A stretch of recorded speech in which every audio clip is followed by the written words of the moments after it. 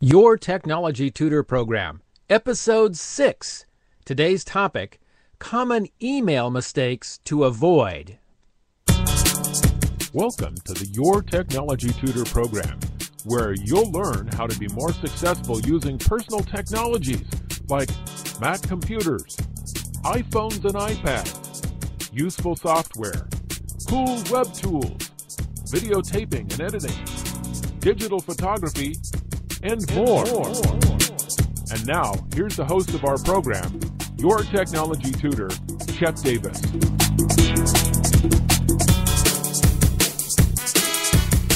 Welcome to today's program. So pleased to have you along with me as together we learn to become more successful in the use and uses of personal technology. Today's topic, email. Electronic mail, as it was originally called, started becoming referred to as email or e-mail around 1993. Who can forget, you've got mail. I was on AOL way back when and remember the monochromatic screen on my computer. And it was a big deal to get, that little message indicating you got mail. And, the movie that was based around people getting email through AOL. And, who is that? Meg and...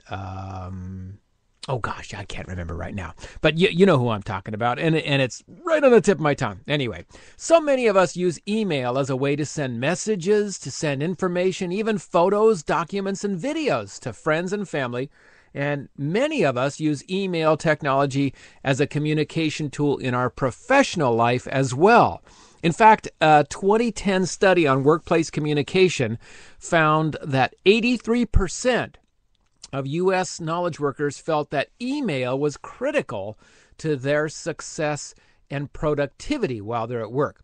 Now, it's often very easy to learn and use an email application, but there are some practices and procedures that some folks, I would dare even say many folks, do that are considered bad form. Now, it's one thing to have Emily Post, write you a ticket and say, you're a bad emailer. That's not what I'm talking about. I'm not trying to be a technology snob here, but I think a lot of people aren't aware or thoughtful enough to realize that there are definite outcomes or consequences if you find that you are guilty of some of these common email mistakes. Now, among the possible consequences, apart from being appear foolish by some people who are more in the know. And again, this is not about snobbery, but depending on the mistake, these can range from folks not receiving your message or not opening your message, which, hello, that's the point, right? You're sending this because you want people to get it. And if you don't take a few moments and practice these simple things I'm going to share with you, it's possible and even likely that some people, especially people that get lots of email, they're not going to open it. So you want them to open it, take care and do these simple things I'm talking about. The other possibility is that you're exposing friends and contacts to spammers and even security risks if you do some of these things. Some folks who are in the know will remove you from their contact list because of these flaws. And you might think, gee, that's snobby. No, they're trying to protect themselves, okay? And in a business situation, these mistakes could cost you customers or vendors, clients, et cetera. So, take heart. We're talking just a few minutes here and making sure that you are comfortable with the appropriate etiquette when using email. Now, in this program, I'll identify what I consider the most common email mistakes and suggestions for remedying them. And then you'll know the proper way to use email, and you'll have been elevated to an email champion. Well, maybe that's kind of, a little bit too much there. At least you'll be a more thoughtful email practitioner. Now, that might be something you can add to your resume. But also let me clarify, in this program, I will not be covering the setup of an email client. I won't be covering the differences between POP and IMAP email technologies, nor will I be covering recommendations for specific email applications. Those are topics all scheduled for future editions of this program. All right, I should have a drum roll, please. On to the common mistakes, the common email mistakes to avoid. And these are in a particular order, but not really a sharply defined order. The first, and I don't see this too often, but I still get it, okay, it's not adding an email subject, not adding something to the subject line. This can be a high sign that the message is malicious, that it is malware or spam. And so folks that are in the know, we're kind of conditioned not to touch that email. If you don't have a subject on there, then that's a danger sign. I mean, come on. Even spammers nowadays provide a creative subject line. Plus, part of me is thinking, if you don't have time to provide a subject, then I don't think I've got the time to read it or respond. And I'm not trying to be nasty here, but really, it just takes a few moments. And there are forums, there are suggestions and tips, especially if you use email in your business. That subject line can be the difference between someone choosing to open it and act on it and just ignoring it. So, the content of the subject line is critical as well. In fact, generally, it's recommended not to go more than 50 characters in your subject line and have the most important part be the first 20 characters for people to see it. Because, a lot of people are opening email on their mobile devices nowadays, and there's a very small bit of real estate, a very small bit of screen space. So if you want somebody to say, oh, this is for me, I better open this and respond to this, make sure your subject line is thoughtful. All right. Item next. Don't send an email when you're angry or upset, pissed off. Experts agree that emotionally charged communication has little or no place in an email. That stuff is better handled in person or on the telephone, So all you young peeps out there, you don't break up over email or texting. Be genuine, be real. See the person face to face to have those kind of interactions. Don't send an email or a text, Along with that, if you're really upset with somebody, it might make you feel better to kind of get it off your chest and type it down. That's fine, but don't send it in an email. Here's the reason why. Email can often be and easily be misunderstood. Now, if you're really upset and you're angry at him and it's pretty clear why you're angry, that you're not trying to be misunderstood, and there's probably no possibility. But oftentimes things that are like subtlety, irony, those kind of things don't play well in an email. Those things are better handled in person or on the telephone. Email, remember, it can be printed out. It can be kept for a long time in the recipient's email program and even shared with others who really you don't want them to see it. Yeah, I'm sorry, I was upset at that time. Well, that may be an explanation, but really, for a lot of folks, that's not an excuse. If there's something you feel you really must send via email that's potentially, emotionally charged, go ahead and compose it, but sleep on it. Sleep on it overnight. And or show it to a colleague or a friend to review and say, what did you get out of this? Tell me what you think I'm trying to say here. And if they come way different than what you intended, it's time to not send it or to change the text, All right. Item next that I regularly have, and I have some clients who they're wanting to pay me for consulting services, workshops, etc. And they say, well, let me just email my credit card over to you. And I'm like, no, don't do that. We must avoid sending private or financial information via email. A lot of us think that email is private. It's sort of common sense. Well, I'm sending it to you, Chet. You're the only one going to get it. Unfortunately, the facts are that email, for most of us, unless you're working for, a high-ranking government secure agency and you have encrypted email, it's not secure. It's not a private form of communication. You should never, capital NEVER, send credit card numbers or other banking financial data via email. It can be intercepted. And, if you're using your company email address, you're probably aware of this, it's generally legal for your company to look at and look through your email messages. It's not a private form of communication, A topic for another program. Neither is your mobile phone either. That's because it's broadcast on the airwaves. But so, avoid sharing things that you don't want somebody else to peek at and see. And again, when you're using that work email address, it is within the full purview and right of your employer to look at every message. Okay, beware of that. All right, next item. This is one of my pet peeves and something I see pretty regularly. It's important we know how to use the recipient fields appropriately. Now, Chet, what are you talking about? Okay, the recipients are the people you're sending the message to. And there's 3 fields as a rule. There's the to, the CC, and the BCC. And if this is confusing, maybe you're in your car, you're out on a jog right now listening on your MP3 player, your iPod, whatever. All this information is in the show notes, which you'll get the links, on the page. It's on my website at yourtechnologytutor.com/6, just the number 6, because this is episode 6. All this information, the salient points are there. You can go back and refer to it. So the to is where we add the primary recipient, those people who you want to read the message, and if there's a reply expected or desired, they're the ones who are going to reply, okay? The CC is carbon copy.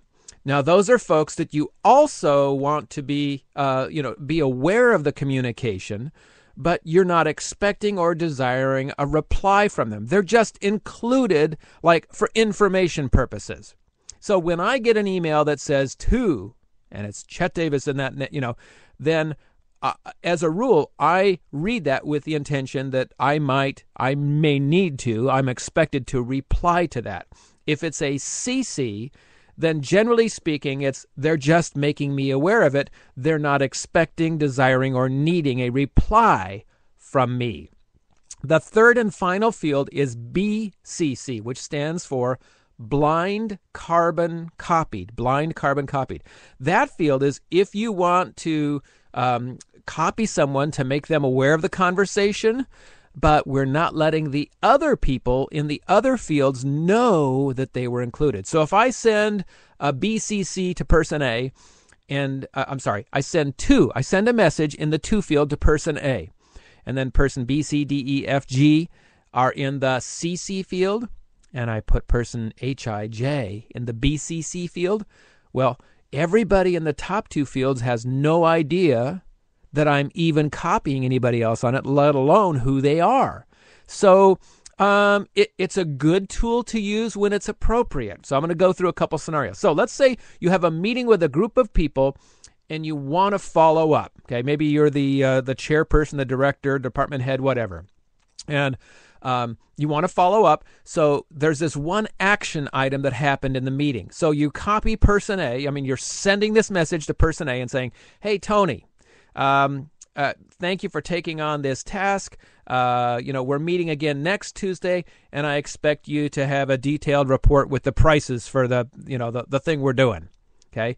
Then you copy the other people in the meeting in the CC field. So they're aware that Tony's responsible, reminding them, and Tony's going to bring this to our next meeting next Tuesday, etc. So they're aware. We're not expecting a reply. And if you're in the CC field, you should not reply. Okay. If you're in the to field, then somebody is asking, hey, I want your feedback. I want a reply, unless it's just information only. Okay. Now, here's a way to use the BCC field that is appropriate. If you're sending a message to a large group or even a medium-sized group of people, use the BCC field. Here's the reason why. Now, and this is one of the biggest kind of faux pas that I see a lot. And I get it from some very knowledgeable, very educated people who are just ignorant of the downside of this. And I don't use ignorant as a negative term, but it's just they don't know, I think. And that is when you put all these people's email addresses in the to field or in the CC field, everybody else on that message can see that message. They can see everybody's email address. The downside is if, like, I'm on a youth soccer committee here in my community, okay? So I'm signed up as a volunteer to help the youth soccer program in my community. And I'm fine receiving emails from some of the board members, okay? But I don't necessarily want my email being shared with all these other people, okay? Because some people are very aggressive sales-wise. Any email address they see, they latch onto it and say, oh, I'm going to send them an email inviting them to this or that other thing, okay? Well, I didn't opt in for that. That's not why I'm volunteering. So it's like it's a slap on the face in my mind for you to share my email address, my personal contact information with all these other people. So that's why you want to be careful about doing that. So there's a way you can achieve your goal, and your goal is to communicate with these people, but use the BCC field. Put your email address in the to field and put all the recipients that you want to get this in the BCC field. That way everybody gets the message without without exposing everybody else's email address. Now, this won't work if you need for everybody to see who's been copied. Okay, this is only if you're doing a blind, almost like a broadcast. Okay. By the way, if you're sending email as a business, like regular news, a newsletter, that kind of thing, especially if it's a business, even if you're a community group, even like a church or synagogue or a youth sports league, you really should be using an email service provider. Okay, now I've tried several of these, and I now use two. I use iContact and Aweber, and I'll have links to both of those included in the show notes. There's a bunch of reasons why. One of them, especially if you're a business, you are required, at least if you're in the USA, you're operating in the USA, you are required to follow what's called the Spam-Can Act. Very strict rules about what you can and cannot send, and give people the option to say, I'm done with you, don't send me anymore. You get that stuff, okay? You're required by law to provide that, so make sure you do. And you can, the easiest, best way to do it is by using one of these email service providers. They have a nominal monthly fee, up depending on the number of people that you're emailing, but well worth the time and the investment.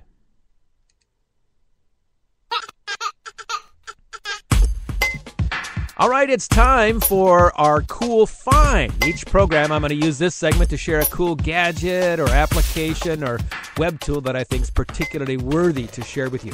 This week, it's an app, or actually a series of apps available for both the iOS platform, that includes the iPhone, iPad, and iPod Touch, as well as the Android platform. So for smartphones, it's called the Sleep Maker apps. Actually, again, there are 6 apps in the collection of the Sleep Maker apps. Now, before you think I'm suggesting some kind of a potion or sorcery here, let me clear up really what they're about. These are streaming audio content, recorded program audio, each with different recordings designed to help you fall asleep or just relax. Now, they have 5 different apps with different themes. Now, these are not like synthetic sound or, synthesizer sound. They're actually sounds recorded in nature. Now, they have one app called Rain, another one called Storms, one called Streams, one called Waves, one called Wildlife. So those are the 5 separate apps. And then they have an all-in-one app that contains sounds from all of the 5 separate packages. Each package has multiple variations of sounds. For example, on the Sleep Maker Waves, there are, I think, 20 different sounds. I was looking that up. There's a simple, I'm looking at it right now. There's a simple start button and a big red stop button. Okay. And there's a little letter I. And when you click that little letter I, what comes up is it opens up the countdown timer. So you can set the sound to play for anywhere from 1 minute up to 23 hours and 59 minutes. So let's see, I'm looking here. This is heavy crashing waves and wind. Okay, so that's just, a little tiny taste there. Let's go into big surf and waves. And then it says right on screen, time left, 44 minutes and 55 seconds. So you can go down to very, very calm. So here's gently flowing ripples. So, little snippets there, but you get a sense. Now, I've enjoyed and benefited from this app while traveling and at home, especially when in a hotel. I'm traveling to present my workshops and seminars. Sometimes I find it difficult to get to sleep that first night in a different time zone, different hotel. These help me relax. They kind of clear my mind and help me fall asleep. Now, there are free versions for each of the 5 apps. They also have paid versions, the pro versions, which are $2.99 US. and $5.99 for the all-in-one. Now, these share the same sounds, but there's no screen ads, and there's additional features like a glowing timer, easier to see at night. Pretty cool stuff. The apps are created by the developer named Software X, not to be confused with Racer X from Speed Racer. You can find out more about these apps on their blog page. And again, I'll have that link in the show notes for today's program. And that's it for today's Cool Find. Stay tuned every week about the middle of the program. I'll present a new cool app or find or website tool. All right, so back to our topic again. Today's topic, email mistakes to avoid. Now, here's a cool tip that I came across while preparing for this program, and I've started using it, and I really like it.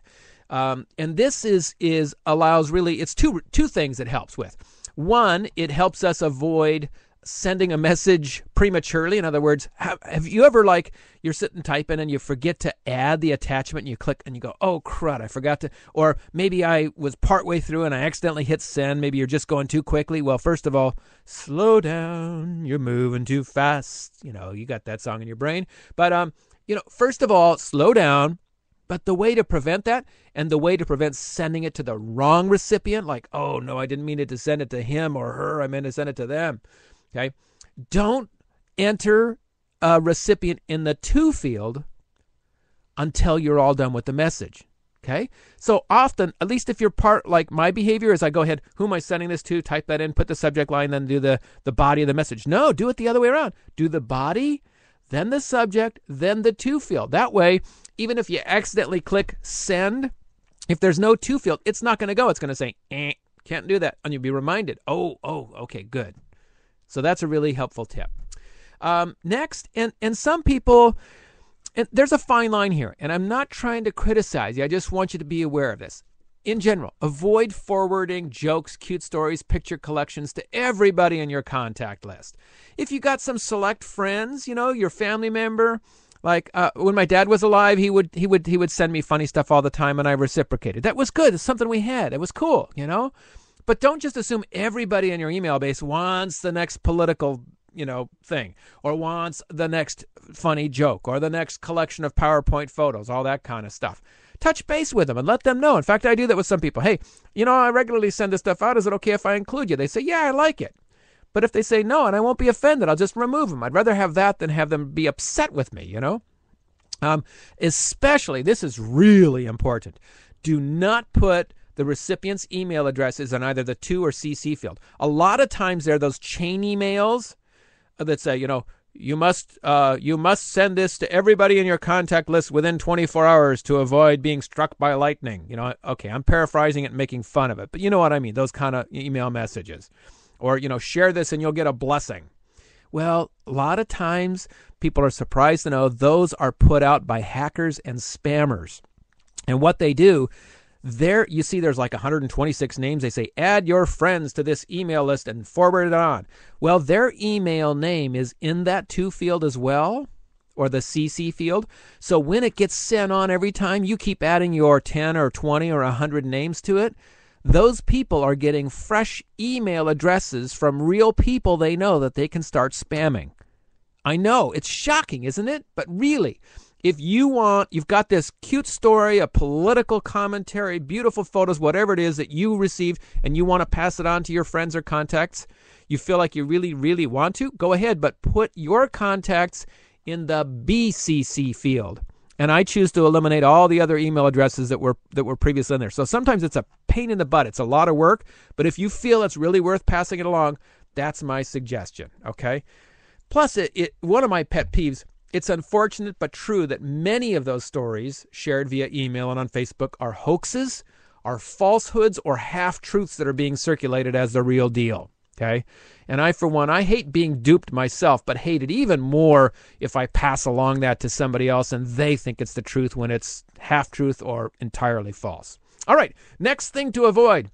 Avoid making your email message look like the latest project designed by Martha Stewart. Yeah, you've got somebody in your contact list that does that, right? Colored fonts, background patterns, cute animated GIFs, little images. they're no longer appropriate for today's email practices, okay? Plus, they take longer to download for a lot of folks, okay? It's what we call a formatted message, and really, unless it's really who you are and you're dying to send that out that way every time, avoid doing that because it's just not happening anymore, okay? Last item here before we get to some little tiny tips is, and I feel strongly about this one as well, and that's that politeness cannot be overdone. Begin your email with a salutation. Hello, Chet. Dear Chet. That kind of thing, okay? I regularly get emails from people that are just like, they go, there's not even a hi or a hello, and I haven't heard from them in a while, and they're asking something of me. It's like, come on. I'm just one who's really big on politeness. I think it makes the world go round. So, yeah, I'm going to be Emily Post or Amy Vanderbilt for a second. Say, be polite in your email. It doesn't take that much, okay? And I recommend closing with a salutation like, thank you, or respectfully, and putting your name. Don't leave a blank. Just, thanks, Chet Davis is enough.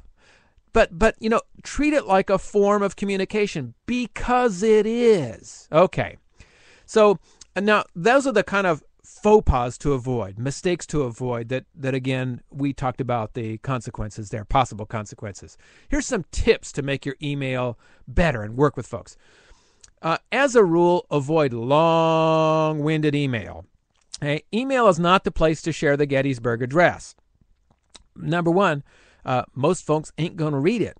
I know that's not proper English, but they're not going to read it. It's just way too much. Now, the exception is, very close friends, family members. You want to go on about some, maybe a personal story or share good news, that kind of thing. Certainly that's acceptable.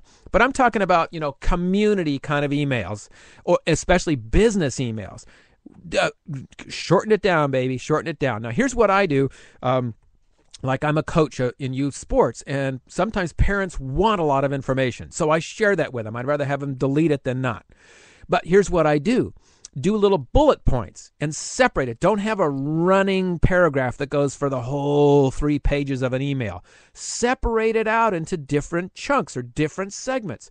I do right away. I say, in this update, and I do like bullet points. Here's a uniform day, photo day, our first practice, our first game, how to contact the coach. And then have that information below so they can see right away, like an executive summary, here's what's included. So they don't have to, you're not forcing them to have to read everything. Because and this is all about communicating, friends. It's all about getting the message to the peeps, to your people, to the community. So make it successful by crafting it to be successful, okay? Keep, as a rule too, if you want communication going back and forth, keep separate discussion topics in separate emails, because it's really hard if you've got like 3 or 4 or 5 questions in an email, especially for business communication, and you want somebody to answer that. They may answer number 1, but you want to answer to number. It's just much easier. Most folks recommend keep them in separate emails.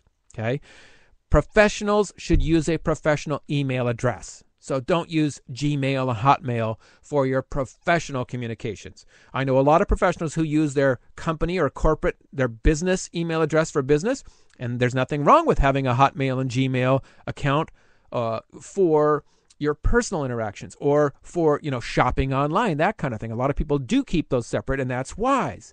But if you want a professional image, use your professional identity. Okay, we already talked about avoiding long subject lines. Here's the last one. My pet peeve, and I'm seeing it, which is email that comes from mobile devices. There's a default thing in some of the devices that says, typos are not my fault.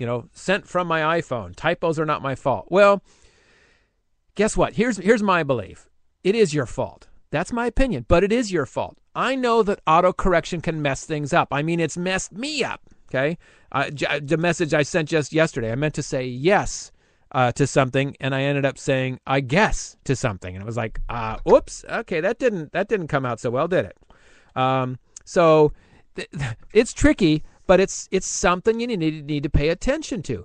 if the message is coming from you, I say you are responsible. So take a few extra moments to make sure the message is good. Now, if you're just responding back yes and it's a very informal communication, okay, I'll excuse you. But if it's work-related, if it's business-related, take a few moments to craft the message. It is your communication. All right, just a quick note. You'll find the growing episodes of this program, your Technology Tutor program, along with regular posts, tips on practical technology news, video lessons, and more at my website. That's yourtechnologytutor.com. All right, well, that's it for today's program. Thanks so much for joining me. Great to spend time with you. Links presented in this program, along with a summary, additional notes and resources are posted in the show notes. You'll find those at yourtechnologytutor.com/6. Next program, our topic is methods for sharing your digital photos. Until then, your technology tutor, Chet Davis, signing off. Have a great rest of the day.